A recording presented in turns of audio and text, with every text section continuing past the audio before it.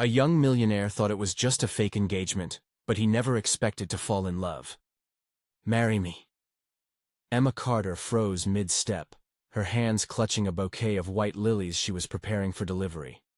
Slowly, she turned to face the man standing in the middle of her small floral shop, his tailored navy suit looking absurdly out of place against the rustic shelves and scattered petals. Damien Whitmore, millionaire, arrogant, untouchable, and currently the last person she expected, or wanted, to see. "I'm sorry, what?" she asked, blinking at him like he'd just proposed they rob a bank together. "Not marry exactly. Fake marry," Damien clarified, his voice smooth and commanding, as if this were a perfectly reasonable conversation. "Engaged, specifically, for 6 weeks." Emma set the bouquet down carefully, her heart pounding. She didn't have time for nonsense, especially not from someone like Damien. "You're joking." He folded his arms, his sharp jaw tightening. "Do I look like I'm joking?" Honestly, no. Damien Whitmore wasn't the joking type.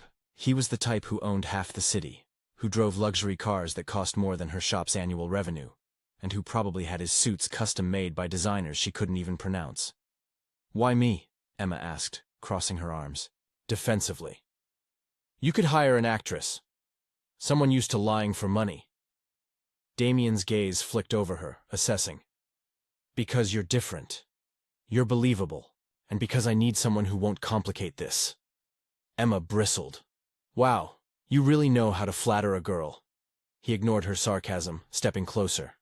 "I'm serious. I need this engagement to secure a business deal. The investor? I'm working with values, family, and stability. Qualities I can't fake with just anyone. You, however, have the right look." "The right look?" Damien gestured vaguely at her. "Simple, honest, approachable." Emma's jaw nearly hit the floor. "You mean ordinary. Call it what you want." She stared at him, half tempted to throw the nearest vase at his head. "And what's in it for me, exactly? Because I'm pretty sure you're not here out of the kindness of your heart." His expression softened, just a fraction. "I know about your debts, Emma. Your father's medical bills. The loan on this shop." Her breath hitched. Of course he knew. Men like Damien always had people who knew things. "If you agree," he continued, "I'll pay off everything. The debt, the bills. I'll even help expand your business. You'll never have to worry about money again." Emma's throat tightened. The shop had been her mother's dream, and after losing both her parents, it was all she had left of them. But it was drowning under mounting costs, and no matter how hard she worked, she couldn't seem to pull it back from the brink. But agreeing to this? Pretending to be engaged to Damien Whitmore? It was insane. "I don't trust you," she said bluntly. "I don't need your trust," Damien replied, his voice cool. "I need your cooperation. Think about it, Emma. You get financial freedom, and I get my deal. It's mutually beneficial." She looked away, her mind spinning. This wasn't just about her pride. It was about stepping into a world where she didn't belong, where people like Damien thrived and people like her were chewed up and spit out. But could she really afford to say no? "How long do I have to decide?" she asked quietly. Damien smirked, already sensing her surrender. "You have until tomorrow, but I'd suggest not wasting time. Opportunities like this don't come often." With that, he turned and walked out, leaving her shop eerily silent in his wake. The next evening, Emma found herself standing in Damien's sleek penthouse, feeling like she'd been dropped into a scene from a movie. Floor-to-ceiling windows showcased a glittering view of the city skyline, while minimalist furniture and abstract art emphasized the kind of wealth she couldn't even fathom. "So, you've decided," Damien said, his tone more statement than question as he poured himself a glass of wine. Emma swallowed hard. "I'll do it, but on one condition." His brow arched. "Oh?" "You don't get to treat me like one of your employees," she said firmly. "This isn't a dictatorship. If I'm going to help you, I'm doing it on my terms." Damien's lips twitched into what might have been a smile. "Fair enough. Anything else?" "Yes. I want everything in writing. No loopholes, no surprises." "Done." Emma exhaled slowly, her stomach in knots. "Okay then, what happens now?" "Now," Damien said, setting his glass down, "we make this official. There's a charity gala tomorrow night. You'll be by my side as my fiancé. Her heart sank. Tomorrow? Are you kidding? I don't even have anything to wear. That's been taken care of, Damien replied smoothly. A stylist will meet you in the morning. You'll have everything you need. Emma opened her mouth to argue, then closed it. There was no point. She'd already signed up for this. Madness. The next evening, Emma stood at the entrance of the grand ballroom, feeling more out of place than ever despite the breathtaking designer gown Damien had sent over. The floor-length emerald dress hugged her curves perfectly, and the matching heels were unlike anything she'd ever worn. But no amount of luxury could make her feel comfortable in Damien's world. Relax, Damien murmured as he offered her his arm. You look stunning. She shot him a sideways glance. You don't have to lie. I know I'm not exactly high society material. His gaze softened, just enough to catch her off guard. You're perfect. Trust me. Before she could respond, they stepped into the ballroom, where the air buzzed with laughter, clinking glasses, and the hum of a live orchestra. Heads turned as they entered, whispers following them like shadows. Emma gripped Damien's arm tighter, her nerves threatening to overwhelm her. But he leaned in, his voice low and steady. Just smile and play along. You've got this. As they moved through the crowd, Emma couldn't help but notice how effortlessly Damien charmed everyone they encountered. He was confident, polished, and maddeningly charismatic. Everything she wasn't. And yet, when they took to the dance floor for their first waltz as an engaged couple, something shifted. His hand on her waist was firm, yet gentle, his movements guiding hers with surprising ease. You're doing great, he said softly, his breath warm against her ear. Emma looked up at him, her heart skipping a beat. For a moment, the world around them faded, leaving just the two of them in the center of the room. But as the song ended and applause erupted, reality came crashing back. This wasn't real. It was a transaction, a performance. And no matter how convincing Damien was, Emma couldn't let herself forget that. The applause still echoed in Emma's ears as Damien led her off the dance floor, his hand resting lightly on the small of her back. Her cheeks burned, both from the intensity of their waltz and the dozens of eyes that had been fixed on them. She could feel the weight of scrutiny, the whispers brushing against her like sharp-edged feathers. That wasn't so bad, was it? Damien asked, leaning closer to ensure she heard him over the din of the ballroom. Emma tilted her head to look at him, her expression caught between incredulity and irritation. Bad? You mean the part where I felt like a fish in a tank while everyone watched and judged me? No, Damien, that wasn't bad at all. His lips twitched, but he didn't quite smile. You handled it better than most. Holloway noticed, by the way. He approached me earlier and mentioned how refreshing you were. She blinked, caught off guard. Refreshing? Damien nodded. Apparently, you're not what he expected. That's a good thing. Emma's stomach twisted. She wasn't sure if that was a compliment or a backhanded acknowledgement that she didn't belong here. Glad to know I'm exceeding such high expectations, she muttered. He stopped walking and turned to face her, his expression unreadable. Don't sell yourself short, Emma. You're doing exactly what I need you to do. Something about his tone, soft, almost sincere, made her pause. But before she could respond, a striking blonde in a shimmery silver gown approached them. Her smile was all teeth, and her gaze lingered on Damien a little too long. Damien, darling, you've been avoiding me all evening, she cooed, placing a manicured hand on his arm. Care to introduce me? Emma stiffened, her grip on Damien's arm instinctively tightening. He didn't miss the gesture and covered her hand with his, a calculated move that sent a ripple of heat through her. Victoria, Damien said smoothly, his voice taking on a colder edge. This is Emma, my fiancée. Victoria's eyes widened briefly before her smile returned, sharper and more calculating. Fiancée? I had no idea. Congratulations. Both of you. Emma forced a smile, painfully, aware of Victoria's scrutinizing gaze. Thank you, she said, her voice steady, even as her pulse raced. Victoria's eyes flicked to Damien, her tone laced with faux sweetness. You move fast, don't you? I can't wait to hear all about how you two met. Before Damien could respond, Emma decided to take control, her annoyance bubbling to the surface. "It's a funny story, actually," she said brightly, keeping her tone light. "We met when Damien nearly ran me over." Victoria's perfectly arched brows shot up. "Excuse me?" Emma shrugged, feigning nonchalance. "In his car. He wasn't paying attention, and I had to jump out of the way. Romantic, right?" Damien's lips twitched, his eyes glinting with amusement, but he played along. "What can I say? She left quite the impression." Victoria's smile faltered for a fraction of a second before she recovered. "How charming. Well, I'll let you two enjoy the rest of your evening. Lovely to meet you, Emma." As Victoria walked away, Emma let out a breath she didn't realize she'd been holding. "She hates me," she whispered. Damien chuckled, his hand still resting on hers. "She hates everyone who isn't her. Don't take it personally." Emma pulled her hand away, suddenly feeling exposed. "This is exhausting.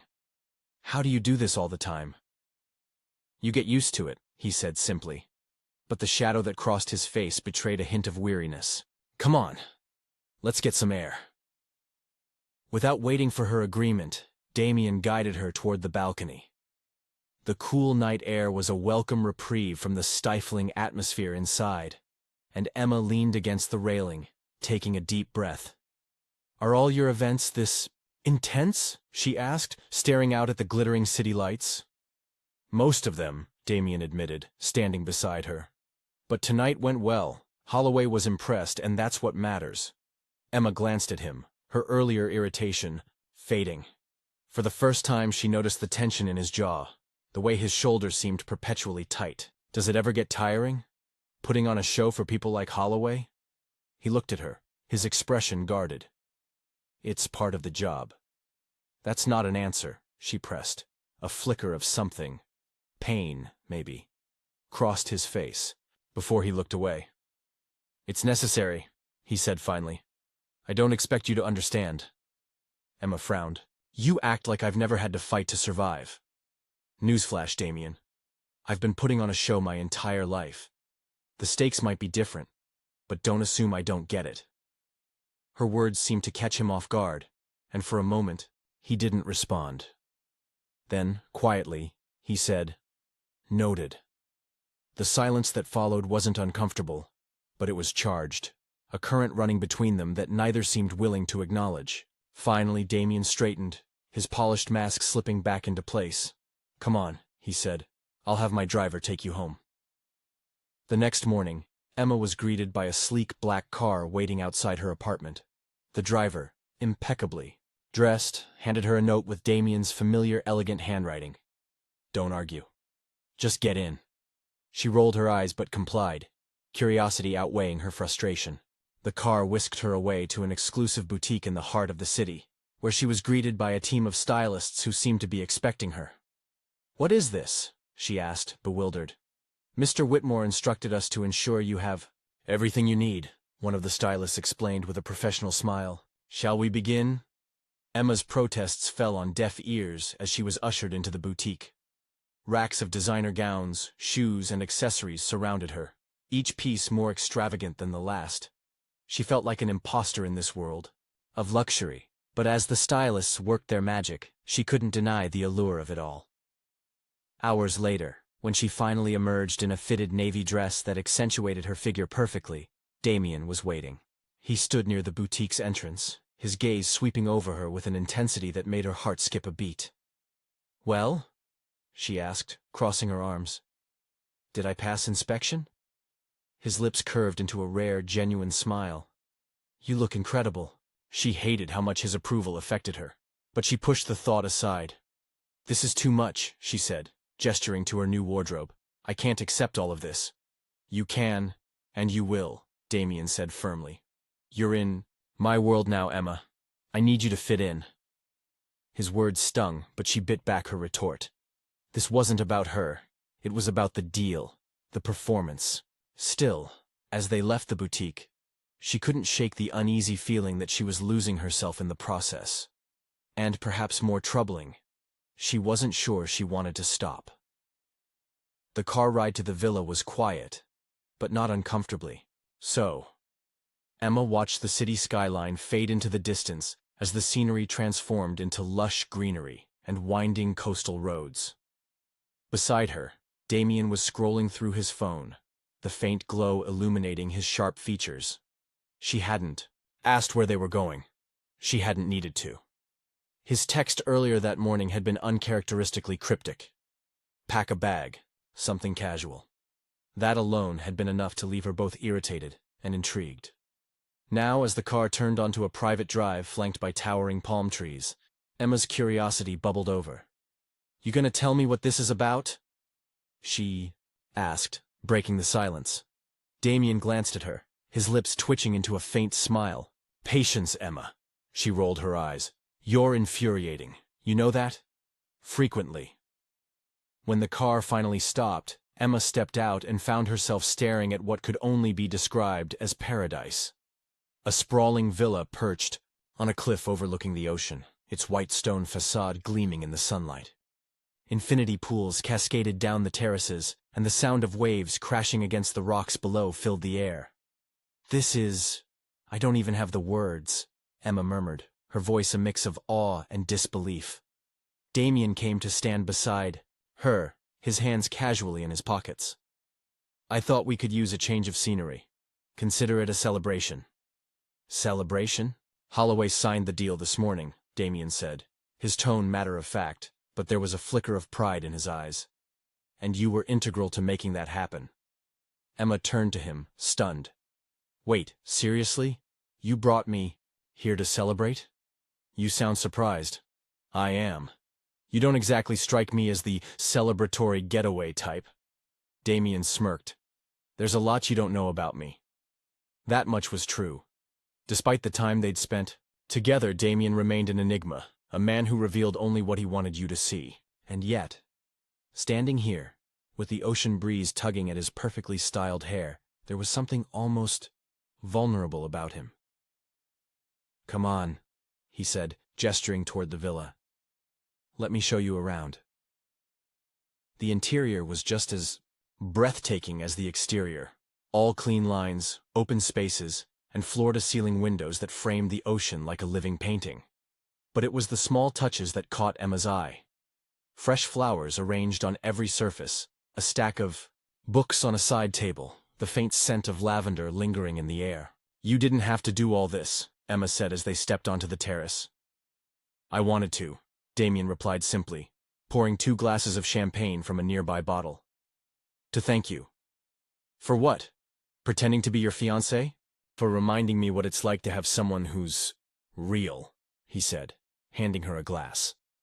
Emma blinked, caught off guard by the sincerity in his voice. She took the glass, her fingers brushing against his, and for a moment the air between them seemed to crackle.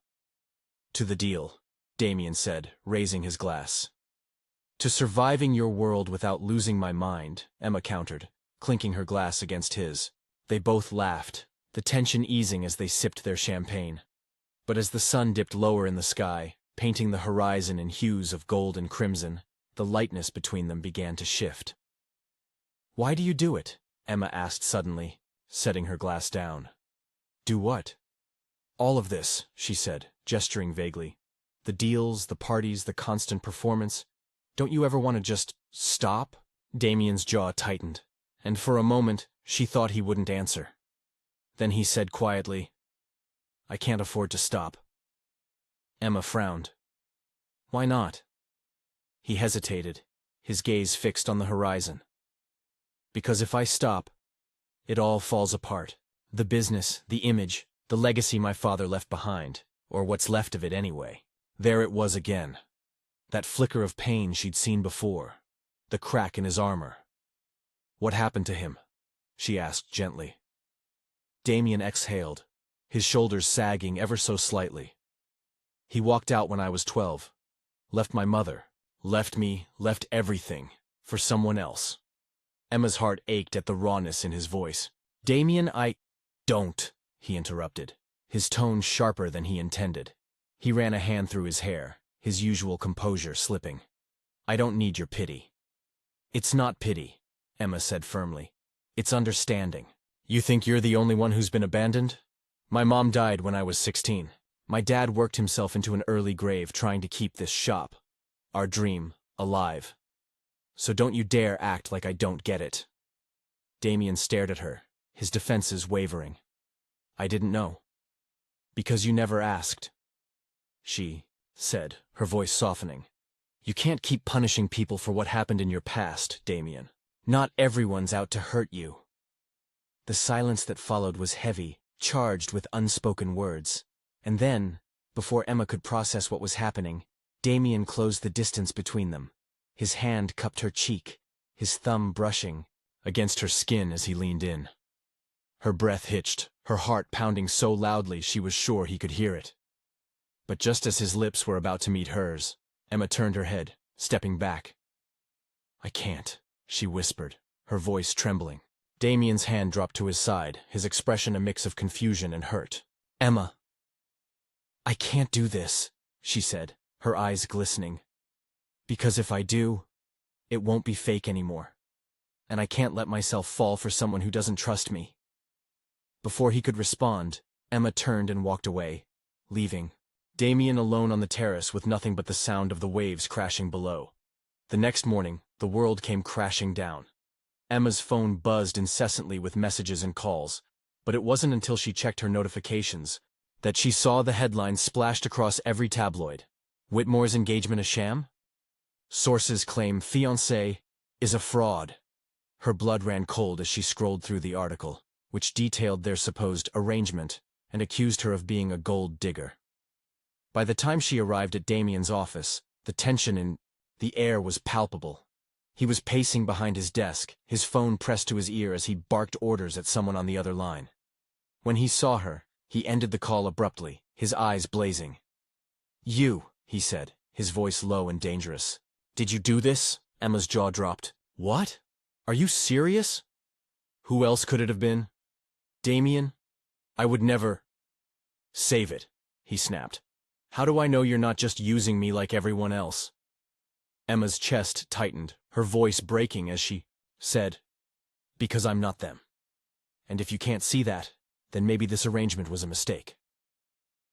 For a moment, neither of them spoke, the words hanging heavy between them. Then quietly, Emma said, I'm done, Damien. I'm done pretending. And with that, she turned and walked out, leaving Damien to grapple with the storm he'd unleashed. Emma sat behind the counter of her flower shop, staring at the familiar chaos of petals and stems scattered across the workbench. The shop had always been her sanctuary, the one place where she could drown out the noise of the world and lose herself in the rhythm of arranging blooms. But today, even the scent of fresh lilies couldn't ease the ache in her chest. Her mind was a storm of emotions. Anger at Damien for accusing her, hurt from the way he'd looked at her, and worst of all, the undeniable longing she couldn't seem to shake. She had walked away from him, told herself that it was over, but her heart hadn't gotten the memo. The bell above the door jingled, snapping her out of her thoughts. A delivery man stood in the doorway, holding a large envelope. Emma Carter? He asked. That's me, she said, standing up. Sign here, please. She scribbled her name and took the envelope, curiosity prickling at the back of her mind. The delivery man left, and Emma tore it open, her eyes scanning the contents. Her heart stopped. The letter was from her bank. It confirmed that her business, loan, every cent of the debt that had been slowly suffocating her, had been paid in full. Her hands trembled as she read and reread the letter, trying to make sense of it. Attached was a note, written in Damien's bold, slanted handwriting. This shop is your dream, and it deserves to thrive. You deserve to thrive. No strings, no conditions, just you, Emma. Tears welled in her eyes as a flurry of emotions washed over her. Relief, gratitude, disbelief. But most of all, an overwhelming sense of vulnerability. Damien had done this for her. Not as part of their deal, not because he had to, but because he wanted to, because he cared. She sank into her chair, clutching the letter to her chest. For the first time in days, the anger began to melt away, replaced by a flicker of hope. That evening, Damien stood in front of the mirror, adjusting the cuffs of his tailored black tuxedo. The charity gala was in full swing downstairs, the hum of conversation and the clinking of champagne glasses drifting up to his penthouse suite. Normally, these events were a routine part of his life. Just another opportunity to network, to close deals. But tonight was different. Tonight, he wasn't here for business. The knock at the door pulled him from his thoughts. His assistant poked her head in. "They're ready for you, sir."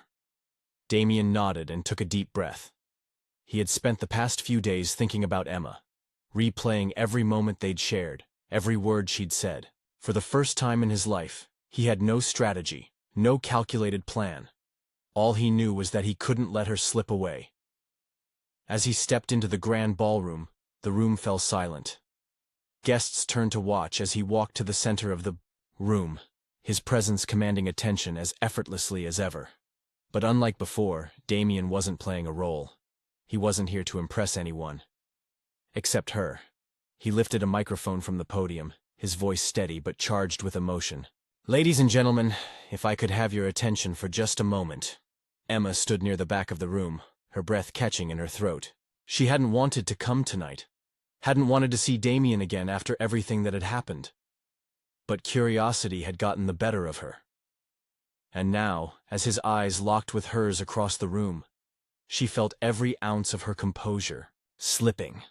"There's someone here tonight who has changed my life," Damien continued, his gaze never leaving hers. "Someone who reminded me of what it means to be honest, to be vulnerable, to fight for something real."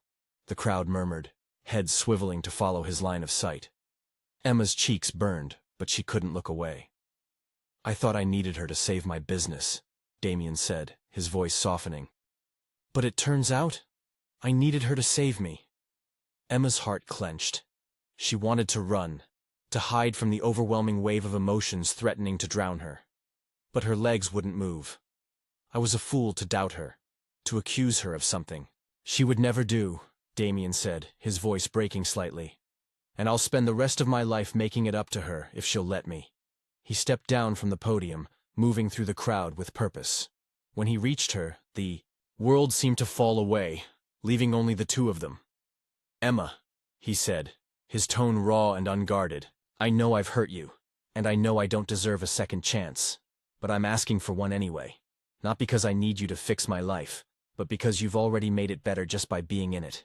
Tears streamed down her cheeks as she stared at him, her heart warring between self-preservation and the undeniable pull she felt toward him. "You really couldn't just say it like a normal person, could you?" she whispered, her voice trembling. Damien chuckled softly, his lips curving into a small, hopeful smile. "This is me, Emma. Over the top, dramatic, and hopelessly in love with you." She laughed through her tears, shaking her head. "You're impossible, you know that." "I'm yours," he said simply, taking her hands in his. "If you'll have me." For a moment, the room was silent, the weight of the moment hanging between them. Then, slowly, Emma nodded, a smile breaking through. Her tears, "Yes, Damien," she said, her voice steady despite the emotion in it. "But no more deals, no more pretending, just us." "Just us," he agreed, his voice thick with relief. And then, in front of the entire room, he pulled her close and kissed her. It wasn't the calculated, polished act of a man used to getting what he wanted. It was raw, real, and filled with every ounce of love he'd been holding back. The room erupted into applause, but Emma barely heard it. All she could feel was Damien's arms around her, his lips on hers, and the certainty that, for the first time in a long time, she was exactly where she was meant to be. The next morning, Emma unlocked the door to her shop, the sunlight streaming through the windows and casting a warm glow over the newly renovated space. She paused, taking it all in. The polished wood floors, the gleaming display cases, the abundance of fresh flowers arranged in perfect harmony. Damien stood behind her, watching her reaction with a mix of pride and nervousness. "Do you like it?" he asked. "Like it?" she said, turning to him with wide eyes. "Damien, it's perfect." "I wanted to give you a fresh start," he said, his voice soft. "But it's still your shop, Emma. You run it however you want. No strings attached." She smiled, her heart swelling with gratitude and something deeper. I guess we're both starting fresh, huh? He nodded, stepping closer. Together. Emma leaned into him, her smile turning playful. You're lucky I'm a sucker for grand gestures. And you're lucky I'm not done making them, he teased, wrapping his arms around her. As they stood there, surrounded by the blooms that had always been her passion, Emma realized that her life, their life, was just beginning.